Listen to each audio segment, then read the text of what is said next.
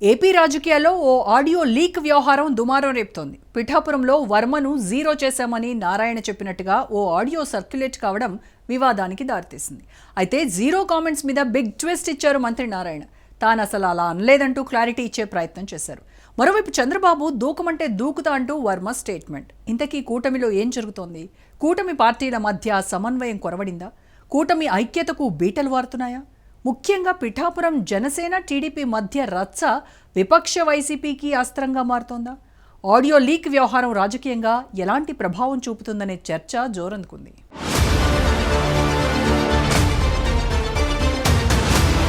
పిఠాపురం నియోజకవర్గం పవన్ కళ్యాణ్ పోటీ గెలుపుతో పిఠాపురం ట్రెండింగ్ అయిపోయింది. అయితే పవన్ కళ్యాణ్ ఎంట్రీతో పిఠాపురం టీడీపీ టికెట్ త్యాగం చేసిన ఎస్వీఎస్ఎన్ వర్మకు కూడా అదే స్థాయిలో హైప్ వచ్చింది. త్యాగం చేసిన నేతగా ఆయన ఏపీ పాలిటిక్స్ లో లైమ్ లైట్ లో ఉంటూ వస్తున్నారు. ఈ క్రమంలో వర్మకు నామినేటెడ్ పదవి అంటూ ఎమ్మెల్సీ ఇస్తారంటూ ప్రచారం నడుస్తూనే ఉంది. కానీ ఆయనకు ఇప్పటి వరకు ఏ పదవి దక్కలేదు. దీంతో కొన్నాళ్లుగా వర్మ అసంతృప్తిగా ఉన్నట్లు ఆ మధ్య ట్వీట్ కూడా చేశారని కొంత చర్చ నడిచింది. ఇప్పుడు మరోసారి వర్మ న్యూస్ హెడ్లైన్ గా మారారు. అయితే ఇందులో ఆయన ఇన్వాల్వ్మెంట్ ఏమీ లేదు. బీజేపీ జనసేన లీడర్లతో టీడీపీ నేతల గ్యాప్ ను సెట్ చేసేందుకు మంత్రి నారాయణ ఓ టెలికాన్ఫరెన్స్ నిర్వహించారు. అందులో పిఠాపురం వర్మ ప్రస్తావన తెచ్చారు. పిఠాపురంలో వివాదాలు లేకుండా చేశామని వర్మ సైలెంట్ అయ్యారని నారాయణ చెప్పుకొచ్చారు. ఈ క్రమంలో పిఠాపురంలో వర్మను జీరో చేశామని నారాయణ చెప్పినట్లుగా ఓ ఆడియో సర్క్యులేట్ అయింది. ఇదే వివాదానికి దారితీసింది.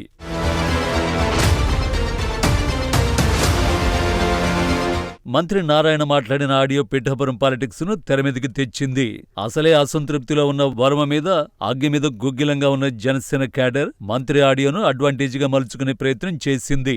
మాతో పెట్టుకుంటే అట్టాగే ఉంటుందని నారాయణ ఆడియోను సోషల్ మీడియాలో తెగ వైరల్ చేశారు జనసేన కార్యకర్తలు. దీని మీద పిఠాపురం వర్మ కూడా రియాక్ట్ అయ్యారు. తాను టీడీపీకి క్రమశిక్షణ కలిగిన నాయకుడినని, చంద్రబాబుకు నమ్మకమైన నేతను అన్నారు. పార్టీ కోసం తాను ఎంతటి త్యాగమైనా చేస్తానని ప్రకటించారు.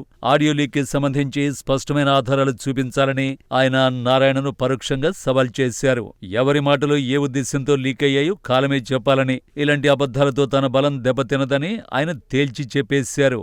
కట్ చేస్తే విశాఖలో పర్యటిస్తున్న మంత్రి నారాయణను పిఠాపురం వర్మ కలవడం రాజకీయంగా చర్చకు దారితీసింది. వైరల్ అయిన మంత్రి ఆడియోపై మీడియా ప్రశ్నించగా నారాయణ బిగ్ ట్విస్ట్ ఇచ్చారు. వర్మను జీరో అనలేదని, పిఠాపురంలో వివాదాలు జీరో అని మాత్రమే అన్నాను అని చెప్పుకొచ్చారు మినిస్టర్ నారాయణ.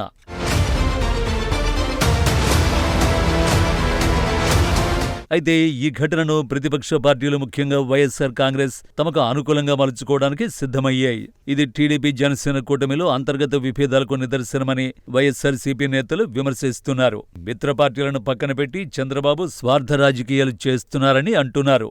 ఇక కొంతమంది నేతలు ఈ ఆడియోను సాక్ష్యంగా చూపిస్తూ జనసేన నేతలు తమ కూటమిలో సమాన భాగస్వాములు కాదని ఇప్పుడు గ్రహిస్తున్నారంటూ వ్యాఖ్యానించారు.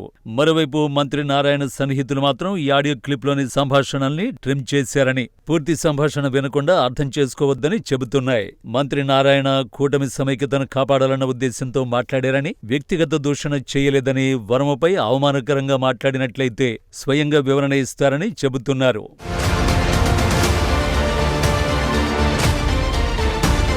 అయితే ఈ ఆడియో లీక్ రాజకీయంగా ఎలాంటి ప్రభావం చూపుతుంది అన్నది ఇప్పుడు ఆసక్తికరంగా మారింది. స్థానిక సంస్థల ఎన్నికలు దగ్గర పడుతున్న నేపథ్యంలో ప్రతి నియోజకవర్గంలో టీడీపీ జనసేన సమన్వయం కీలకం.